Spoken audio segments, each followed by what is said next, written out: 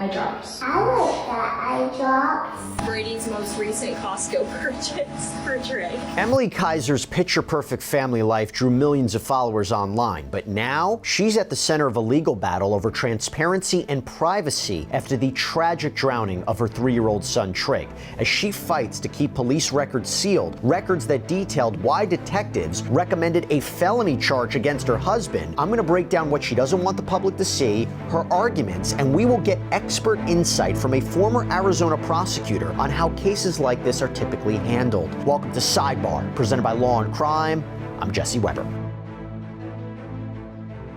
Okay, real quick, if you're in a business of some kind, gotta tell you this. Big shout out to Odoo for sponsoring today's Law&Crime YouTube takeover. Odoo is an incredible all-in-one business management software that provides a range of accounting, manufacturing, and sales applications. To grow a successful business, it's important to stay focused on the creative vision, that's what matters, and not get bogged down by things like invoicing and balancing the books. That's where Odoo comes in. They are a one-stop shop game changer that gives users a clean, modern dashboard designed to provide all of your business needs. Take Odoo's accounting tool, okay? It utilizes smart AI to check bank balances, cash flow, vendor bills, invoices, all in one place. Maybe you need help with manufacturing. Odoo's apps can actually sync your inventory to purchases and keep everything running smoothly in just a few clicks. From the assembly line to the sale, Odoo's easy-to-use software helps you manage it all. And right now, you can get a free 15-day trial of Odoo's all-in-one business solution to give your business the cutting edge. Check it out at odoo.com/takeover. Arizona mom and influencer Emilie Kiser, known to her millions of followers for showcasing a seemingly picture-perfect family life, is now at the center of a growing legal battle because she has been fighting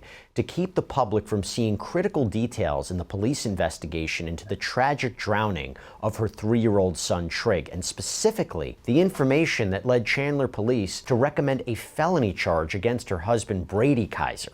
So back in May, Trig drowned in the family's backyard pool while under his father's supervision. And we first brought you this case on Sidebar when police revealed that they were recommending a Class 4 felony child abuse charge against Brady. But now, prosecutors have chosen not to pursue charges. And Emilie's legal team is now pushing to redact parts of the police report that would explain why authorities believed her husband should have been charged in the first place. We're going to break down why that's significant. I'm also going to be joined shortly by a criminal defense attorney and former prosecutor in Arizona to get his take on what typically rises to the level of criminal child abuse in cases like this, and why prosecutors in Maricopa County may have decided to not move forward with a charge. And also, can Kiser successfully prevent the public from seeing what led to a recommendation of charges? So yes, we're going to get into the state's public records laws and what's really at stake in this court fight over transparency. But first, if you haven't been following this case, here's a quick refresher. May 12th, 2025, 3-year-old Trig Kiser was tragically found unresponsive in the backyard pool of the family's Chandler, Arizona home. His father, Brady, told police that he had been watching both Trig and the couple's newborn while Emilie was out with friends. He said he became distracted for about 3 to 5 minutes caring for the baby, lost sight of Trig, who had been playing near the pool. According to police, Brady admitted it wasn't uncommon for Trig to play near the pool and that there was usually a protective cover on it, but unfortunately that day, there apparently wasn't one. And Brady told officers he found Trig floating in the pool, jumped in to rescue him. He was unresponsive, immediately calls 911, and Trig was rushed to the hospital, but tragically passed away 6 days later.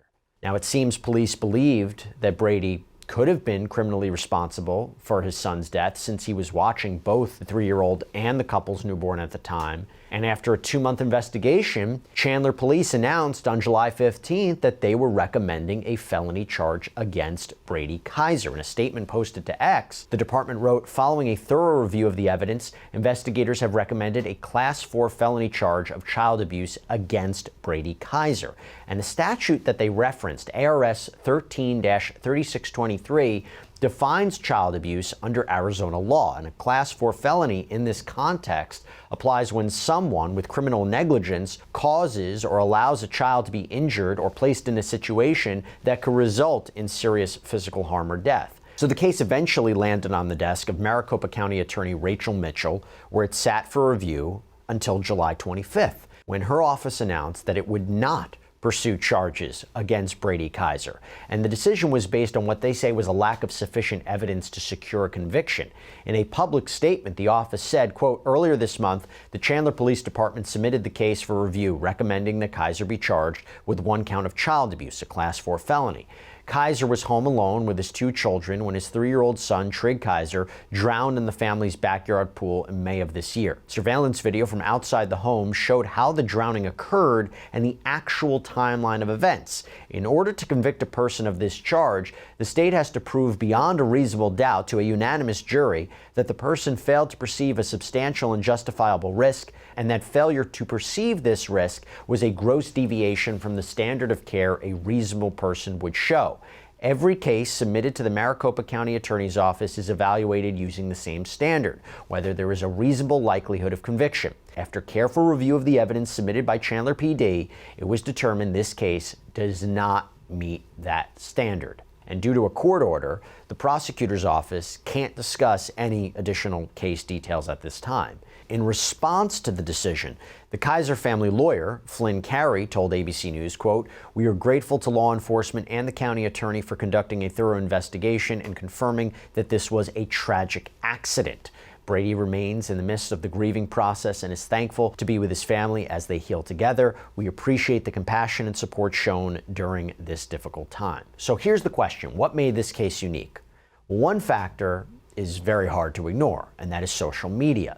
Because this tragedy captured national attention in part because the mother at the center of it all, Emilie Kiser, isn't just any grieving parent. She is a very popular lifestyle influencer with over 5.5 million followers across TikTok and Instagram. Her feed reads kind of like a parenting fairy tale. Morning routines with giggling toddlers, heartwarming family cuddle sessions. Some of her most viral clips show candid footage of school runs and meal prep chaos and just rare quiet moments when the kids are napping. Got off my second call, Teddy's down for a nap. I ate some lunch, but I love you guys so much and I hope you have a good day. And then there's other clips that capture the great moments, the kind of wholesome, family-centered content that helped her build such a massive following.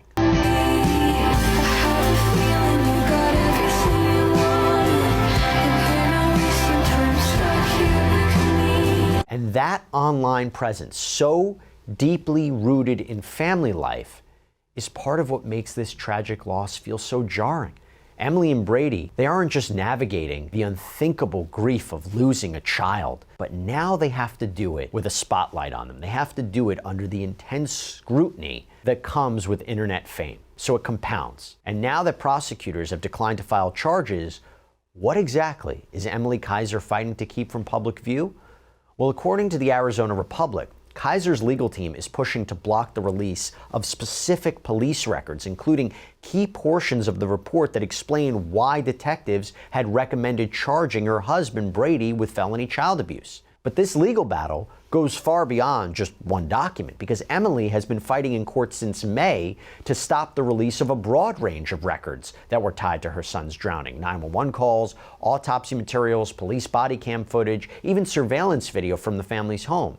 And in a rare move, her lawsuit has already led to a surprising response from the Maricopa County Medical Examiner's Office. We're going to get to that in a minute. But right now, the legal fight centers around what should be redacted before the police report is released to the public. So to help me break down what is going on here, I want to bring on Arizona criminal defense attorney and former federal and state prosecutor Kurt Altman. Kurt, so good to see you. Thank you so much for taking the time. We're going to get into this current dispute. First, let me just start with this, the core question. What typically rises to the level of criminal child abuse under Arizona law, specifically a Class 4 felony based on criminal negligence? Well, Jesse, thanks for having me. First, to answer that question, I think typically the key word in the statute that you read to the folks is gross deviation. It's a gross deviation from what a reasonable person would do. Was Brady's conduct so bad, so out of the ordinary of what a reasonable person who's going to care for a child would be to rise to that level? It's a very kind of esoteric standard, kind of like back in the old days when you say, you kind of know it when you see it. But it is substantial. It can't just be an accident. It just can't be negligence. It has to be gross negligence, super, super bad. For instance, You leave a child outside by a pool that's uncovered knowingly, and you go in and you play video games for 15 hours and don't. That's a gross deviation. That's no question. Other areas, you get a little bit closer, right? Like you knew the cover was off the pool and you weren't paying attention to the child because you were washing your car. Well, maybe that is. So that's what the Maricopa County Attorney's Office looks at, and that's what they decide they would have to present to a jury and determine if there's a reasonable likelihood that that jury would find that this conduct was so outrageous it rises to a criminal level.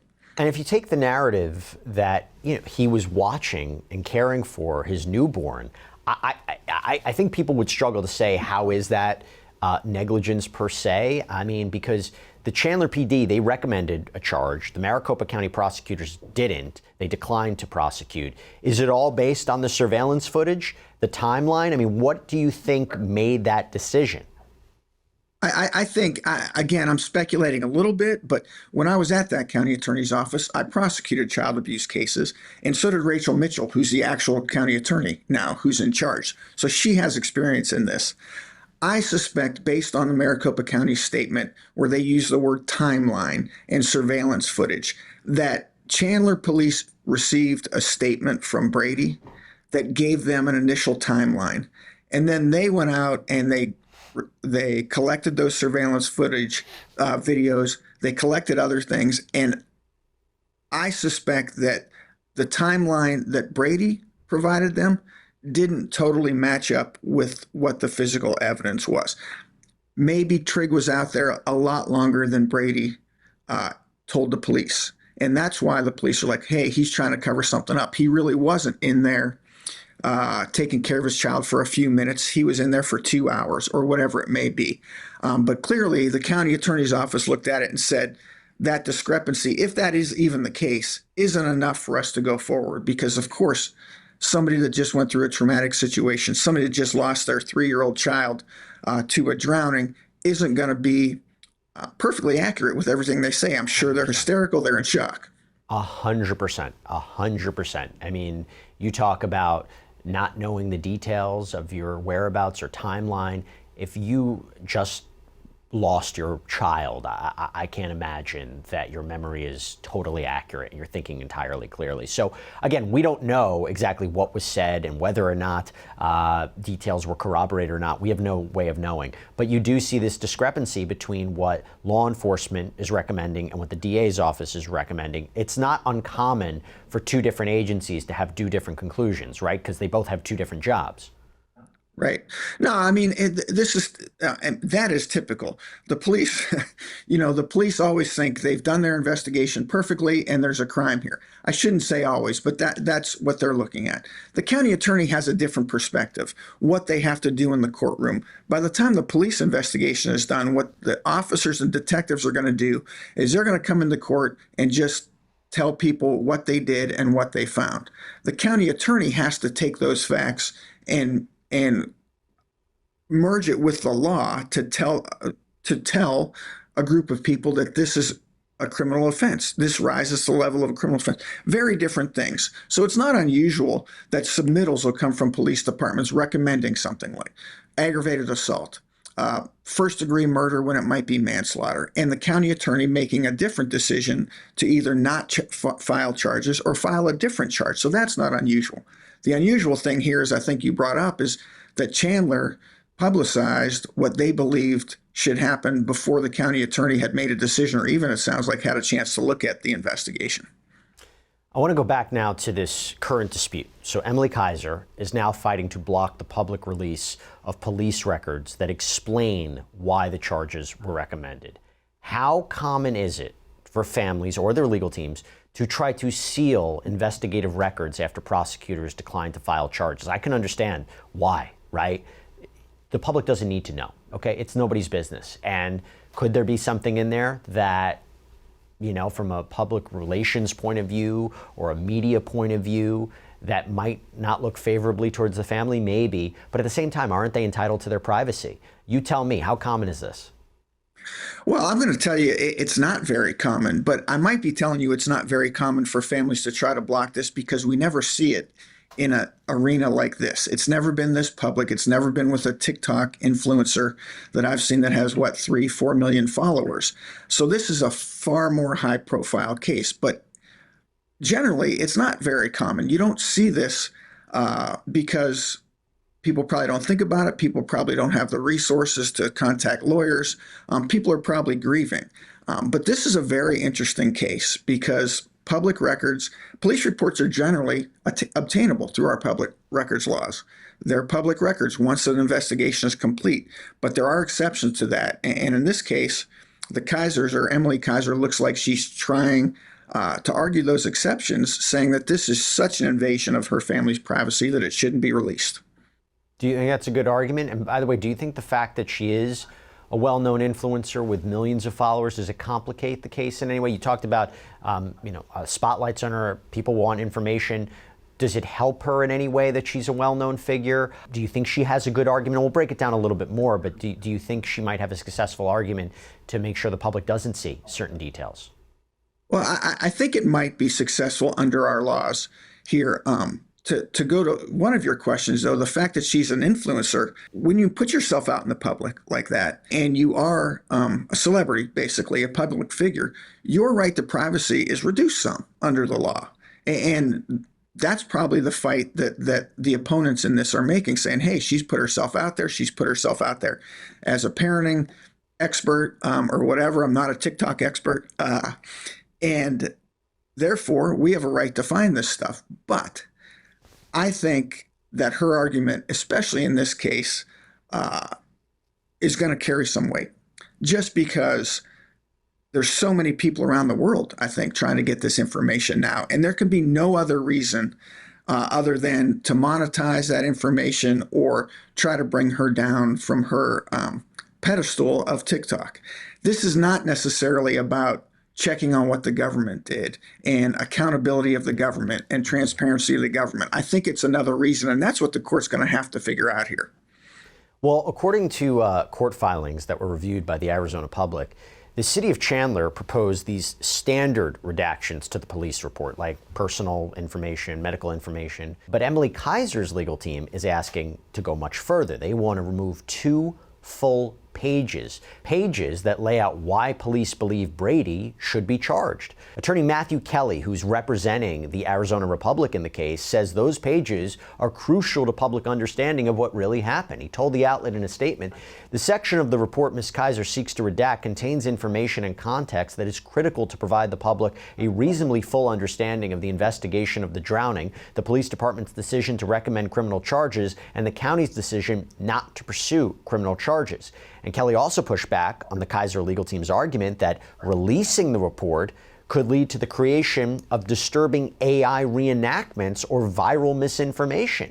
And he argued that the potential misuse of public records isn't enough to justify concealing the actions of public officials. Kurt, I'm not sure where I stand on this, because yes, transparency is important, understanding our legal process is important, understanding why certain decisions are made by public officials is important, but at the same time, she is a public figure. If there is a concern about an AI recreation or misinformation out there, isn't she in a different category? Why is it so important for the public to know what happened to her son? I mean, isn't this more for the family? I'm just playing devil's advocate. Yeah, I think she has put herself out there as a public figure. So the standard that this is going to be viewed in is going to be different than if it was somebody that wasn't a public figure. I think that the Republic here makes a pretty good argument as well, because they're talking about the report, the written word, what the police said. And our public records laws are designed, again, to shed light on what the government does, right? That means the police, that means the prosecutors, that means the city council or whatever. And those paragraphs explain what one branch of the police department, one branch of the government is doing, and it can be compared to what the county attorney's office decided. And that really is a reflection on the government conduct, the written paragraphs. So there's a good argument there that that's maybe a First Amendment argument. That's basically a First Amendment argument, right? Essentially, right. And that really doesn't strike. If I were the Republic, I'd be arguing that that doesn't really strike at the privacy of Emilie Kiser and her family. That's a direct reflection of government conduct in this case. Now, what probably is unnecessary and doesn't go to government conduct are the surveillance photos or the surveillance videos, which are part of the report. I'm sure the public and the people out there on the internet would love to get their hands on that. The autopsy report and the graphic photographs and cause of death, not really a reflection on the government's conduct in this case, but certainly an invasion of the privacy of Emilie Kiser and her family. So I think the judge is going to have a hard time here, but probably kind of split it down the middle, review every piece that they want. And I wonder if with the advance of AI and AI-generated material, courts have to keep up. And while it might have made sense to release surveillance footage 20 years ago or 10 years ago, is there now going to be a change where, because there can be tools that are used to manipulate videos or alter videos in some ways, or use that material to create totally new videos, do courts have to say we have to be a little bit more careful? Oh, I think absolutely. I mean, AI is advancing so rapidly, and as you know, the law doesn't always keep up with advances in technology. And today, with those advances, it's even harder to do that. So there's all kinds of discussions nationwide and changes nationwide and how the law and courts are going to deal with AI. And I'm certainly certain that this will be one of those cases where they're dealing with the very same thing. So as I mentioned earlier, this is not the first time that Emilie has tried to block records. On May 27th, she filed a lawsuit seeking to prevent the release of a wide range of materials, everything from the 911 audio to the autopsy report to security camera footage. And the suit described Triggs drowning as every parent's worst nightmare. And they claim that Emilie and her family, they were trying to grieve privately, but were being overwhelmed by media coverage and record requests. And part of the filing reads, Emilie is going through every parent's worst nightmare right now. She lost her young son following a heartbreaking accidental drowning at the family's home. Emilie is trying her best to be there for her surviving son, but every day is a battle. Emilie and her family desperately want to drive in private, but sadly, the public will not let them. Triggs' death has become a media frenzy. Appallingly, 100-plus public record requests have been filed with both the City of Chandler and the Maricopa County Medical Examiner's Office. The records requested presumably reveal graphic, distressing, and intimate details of Triggs' death that have no bearing on government accountability, which is what we've been talking about. And the lawsuit even notes that Emilie herself has not viewed the investigation materials. A footnote in the suit reads, neither Emilie nor Emilie's counsel have reviewed the investigative or post-mortem records at issue, including but not limited to the police report, supplemental reports, security camera footage of the accidental drowning, body-worn camera footage, scene photos, 911 recording transcripts, autopsy report, autopsy photos, death certificate, because these records have not been made available to them, nor does Emilie wish to ever view them. And that's understandable. Now, while Arizona's public records law favors transparency, our understanding is the law does allow courts to weigh individual privacy rights. The filing reads, Arizona law recognizes that family members have a compelling privacy interest in preventing the disclosure of graphic materials related to a loved one's injuries or death. Courts have acknowledged that releasing such records do not serve a legitimate public oversight purpose when the facts surrounding the death are not in dispute. Arizona's public records law served the purpose of ensuring that the people are able to monitor the activities of their government, not the lives of their fellow citizens. And in fact, a judge had temporarily granted her request in June, as the Arizona Republic reports that both sides did agree to an order preventing the release of the records while the case was being investigated. And by the way, I mentioned this before, but you want to know what the shocking decision was by the Maricopa County Medical Examiner's Office? They removed summary information from their website regarding Triggs' death, meaning if you even try to type in Triggs' name on the site, nothing comes up. Normally, medical examiners do list basic information on their website about death investigations, usually just includes a deceased person's name, cause or manner of death, but that has all been removed. And the Arizona Republic also reports that the ME's office even worked with the Kiser family to help them get a seal placed on the records. Kurt, is that unusual for an ME's office to do that? Yeah, it's pretty unusual. Yeah, but I think the ME's office in this case knew about the litigation, so they were going to preempt any disclosure to the public until ordered by the court. They're going to follow what the court does. And quite frankly, it probably the requests and the 100 plus, I bet it's much more than 100 plus public information requests to the ME's office, probably just about shut that office down.